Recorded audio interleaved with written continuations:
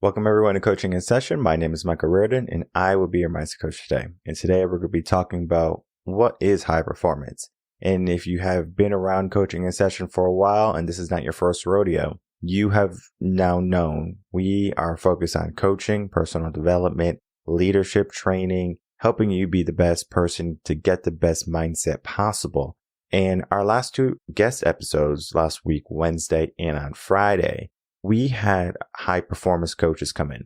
Greg Fisher, we were talking about the idea and the concept of men and being high performers as men. And then we go into our Friday episode with Karina Lawson, where we give a general spectrum of high performance. So one was defined and one wasn't defined. And I do things typically on purpose. I don't just put two high performance coaches in a week and say, oops, it's by an accident. It's luck. I get to choose who I put where I want them.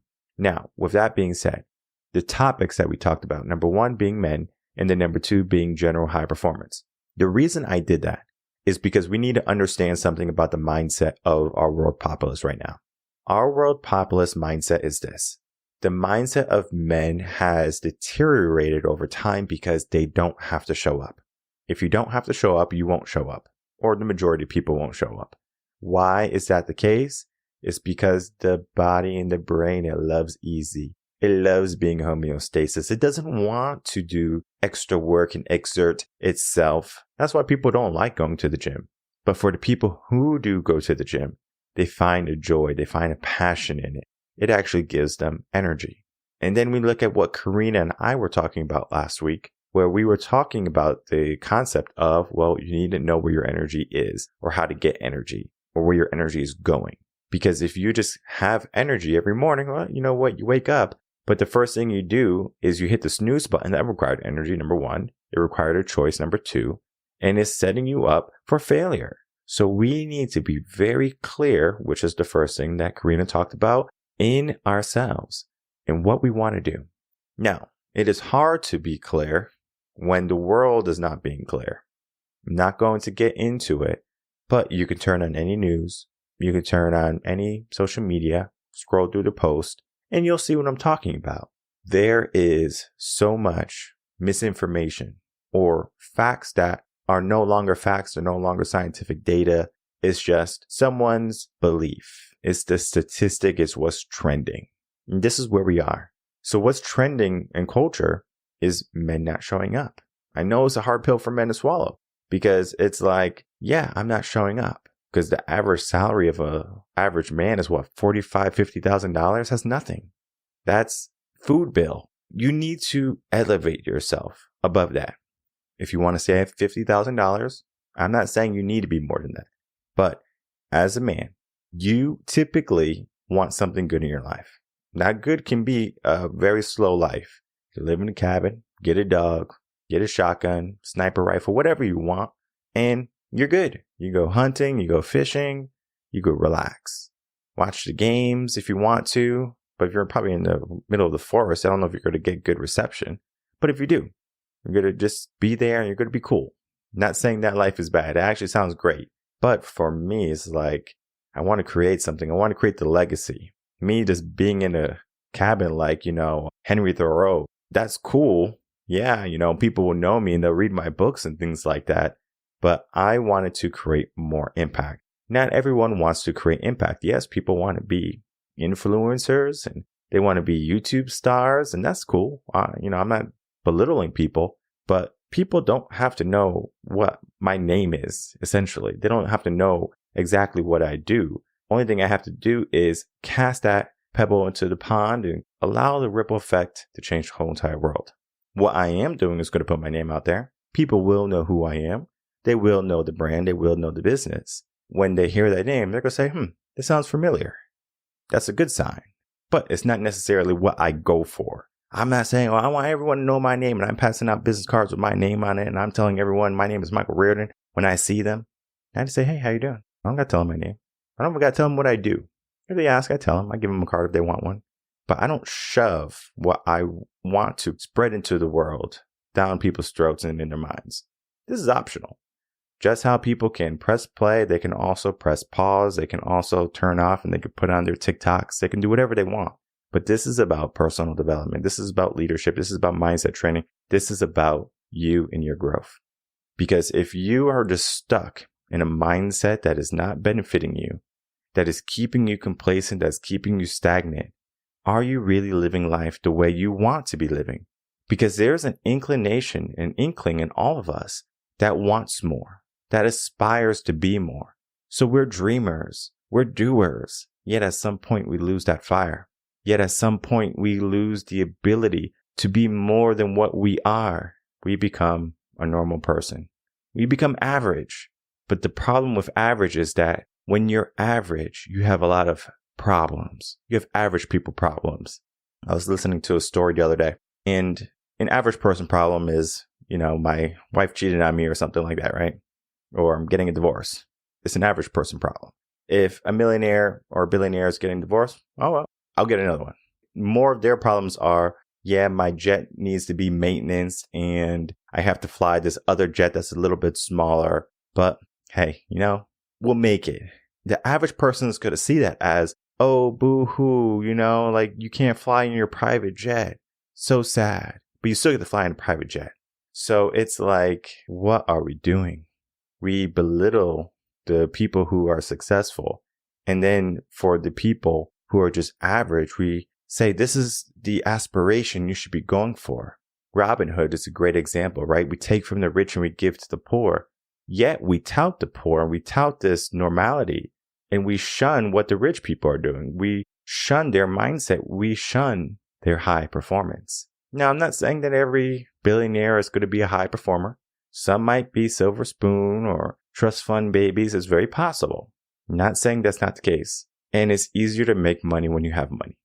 That's truth. But we can go from 0 to 100,000. We can go from 100,000 to 1 million.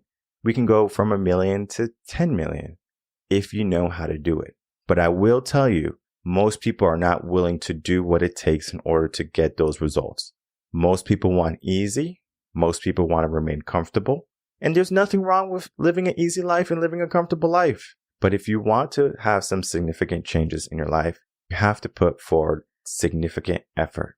Some of these clips that I'm going to be sharing with you right now are going to be from the interviews of Greg and of Karina, pinpointing on some of the areas that we talked about.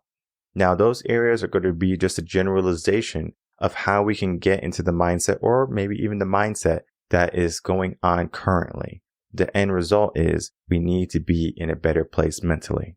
And that's the biggest thing when we talk about complacency, is we find that oftentimes when men fall into this area of complacency, they don't have anything that they're aspiring to anymore. They feel their purpose is just to provide for their family, and that's kind of it. And they don't have any other internal goals or things that they want to accomplish, so to speak. They can see the big vision, the why they're doing what they're doing, why they started their business in the first place, and what habits they need to have to make sure that they achieve the results to get to the big vision. And I think that's so important, because a lot of the times we get so boggled down with over planning or procrastinating planning, when people love to edit, people put all the stickers in and they get their markers out, which is great for those of you who are visual learners. That's wonderful. But at some point we need to draw a line in the sand and get started. So after listening to those clips, you can see that people can have different types of mindsets, and people can have different types of ambitions when it comes to, if I'm going to be making something with myself, my life, whatever it be. There is a problem with high performers because they do what they do almost at an innate level. So when you try to look at someone's life, you're like, well, how do you make it? They might give you a couple key points similar to what we did in the interviews. If you haven't watched them, I recommend watching them. We give you a few points here and there, but yet that's not the whole puzzle. So that means you need to have multiple pieces in order for you to build what you're trying to build. There's a concept that I'm working with. I don't have it fully played out yet. But if you're building a piece of furniture, let's say it's from IKEA, right? So you're building a piece of furniture from IKEA. Let's say you put the piece of furniture together, but you have a lot of extra parts. That means you didn't put some parts where they needed to be, etc., etc. Now, If that piece of furniture breaks, do you blame IKEA for making poor quality furniture that it broke so easily? Or should we blame ourselves for not putting it together correctly? And this is where we are as people. We blame the manufacturer, not the builder. And we are the builder of our life. High and peak performers are the builders of their life. Yet many people don't want to be builders. Many people don't want to put in the hard work. They don't want to do the grunt work. They just want to do the star stuff because that's what we see. We see the Hollywood movie stars and we see the lights and we see the dresses and we see the balls and the galas, and that's enticing to us. But that is not reality for us. So we see the end result, but we don't see the struggle. We don't see the pain. We don't see the long nights. I mean, even to this day, I have many long nights. I have many long days of work. And this is not me complaining. This is just me saying that I'm willing to do whatever it takes to get what I want. Will you do what it takes to get what you want? It's a mindset. Because if you can't stay disciplined and committed to what you want, how can you be a peak performer? How can you be a high performer that is only high performing when you feel like it? Well, let me tell you something. Every day you're not going to feel like it. There's a Joe Rogan clip. He's like, F your motivation. F your motivation. There's a lot of days I don't feel motivated, but I still show up. It's about discipline. And he's so right. Being a high performer is also being highly disciplined. Because if you are operating at a high peak level, guess what? You can face burnout. You can give yourself more than what you can handle. There's so many different things that can happen when you're a high performer, but there's so many different things you need to learn. Number 1, zone of genius. Number 2, the process of delegation. Number 3, being clear, understanding your why, your purpose, your passion. And then 4, taking the appropriate actions. Those are going to be the starting point, the start right there for you. If you can understand those and if you can commit to those, you're going to be in a better place. You're going to operate at a higher performance because people don't know what they're supposed to do. They don't know what they're good at. Now, how do you know what you're good at? You have to have an outside person tell you. Because if you don't have an outside person telling you what to do, you're going to find that, you know what? I'm just kind of moving through life and I don't really know what I'm good at. When I work with these young men and women who are 18, 19, they don't know what they want to do. Some are in college. Some have an inkling of what they want to do, but it's not solid yet. It's not true yet. So they just have an idea. And I encourage you to follow that idea, to go through the process. And with that process, you're going to learn about yourself. You're going to have many trials, errors, and failures, and you're going to learn from that. Now you can adjust, you can pivot. That's the best way to find where you're supposed to be. You still have to have those trials, errors, failures. You can get someone to look on the outside. You can't really do it yourself effectively. You can do it, but it's just a lot more difficult. So I always recommend getting an outside look. Again, a mentor, a coach, a parent. It could be a friend, but I like to stay away from friends because typically, especially peer friends, if you have like a friend who's more advanced than you, like 10 years and in the future, they can give you better insight than someone who's a peer. You shouldn't be using your peers to like get life advice from. You can bounce off ideas and stuff from them, but like if you want to make some big changes, you want someone who has already walked that path. Now that person might be your peer, that person might be your minor, but again, if they're having a title of a coach, mentor, and they specialize in a certain area, it would behoove you to pay attention because I can be 20 years old again. And if I had the knowledge that I had, I can help people who are 50 years old be more mindful, be more efficient in their days, all because of the knowledge that I've gained and experiences that I had. So it's about experience and it's about dedication and determination. So all of that put together, right? We get our zone of genius, but we can't do everything. As much as I would like to have every hand in the pot and do everything in the business, I can't.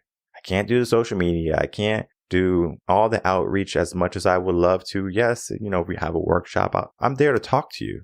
I'm there to meet with you. I'm there to shake some hands, give some hugs. But there's a difference in how I spend my time. Because if I'm just going through my day and I'm over here doing this, emailing this person, texting this person because I need this done. Money is a great tool for you to get things done. I used to do all of my editing, and I still do some editing myself just because it's something I enjoy every now and again. But I have an editor who does all the editing for the guest episodes, and that is where I find, okay, this is better for me.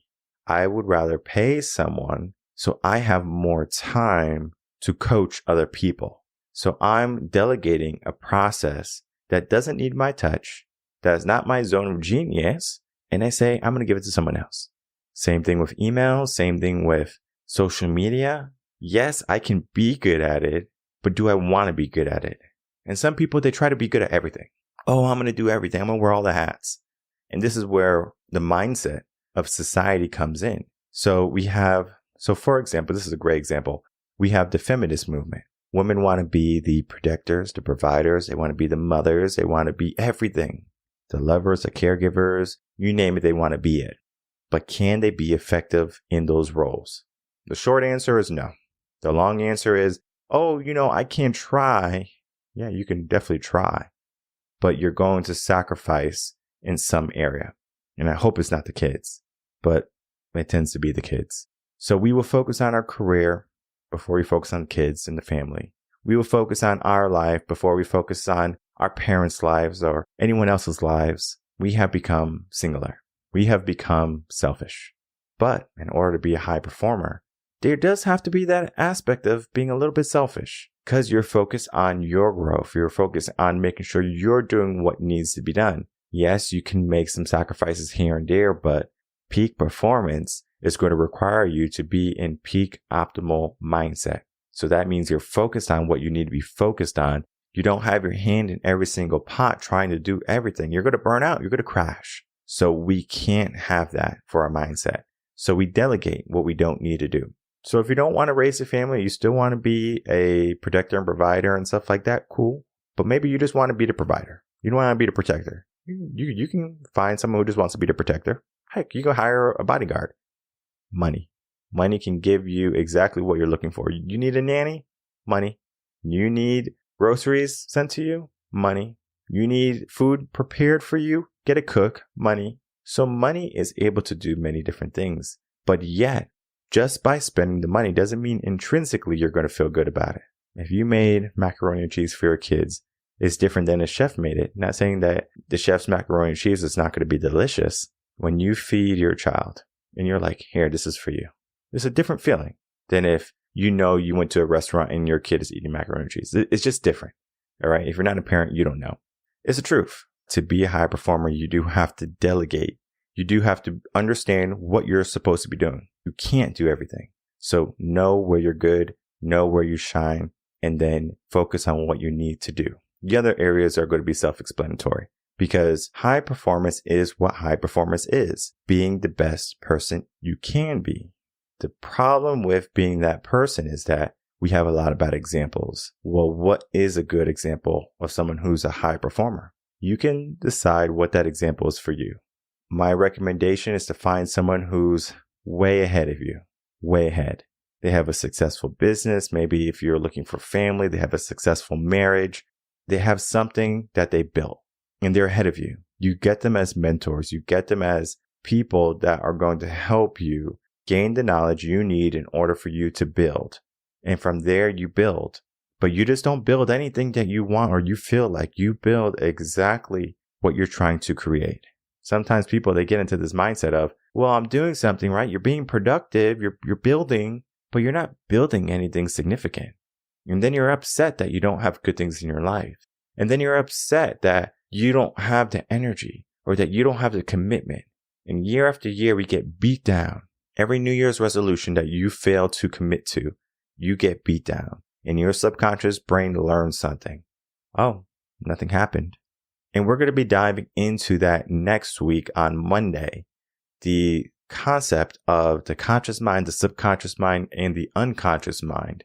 Because that is going to correlate to if you are a high performer or if you're in the mindset of being a high performer.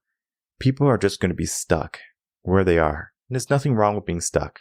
Understand that. There's nothing wrong with it. but staying stuck, that's a choice. Peak performers don't want to stay stuck where they are. They don't want to stay plateaued. Get yourself a coach, get yourself a mentor, get yourself someone who's going to help you be more accountable, get out of your old habits, become more disciplined, and learn high performance. The 2 episodes that I told you about with Greg and Karina, great starts. Listening to the podcast, all about personal development, all about helping you, just give you that mindset, give you a couple nuggets here and there. You start building from there. Build a life that you are dreaming of having. We're going to be talking about manifestation. That manifestation, that process that you're going to be working through is just a start. You shouldn't stay in that manifestation process. This is for people who are trying to build, not for someone who has achieved greatness.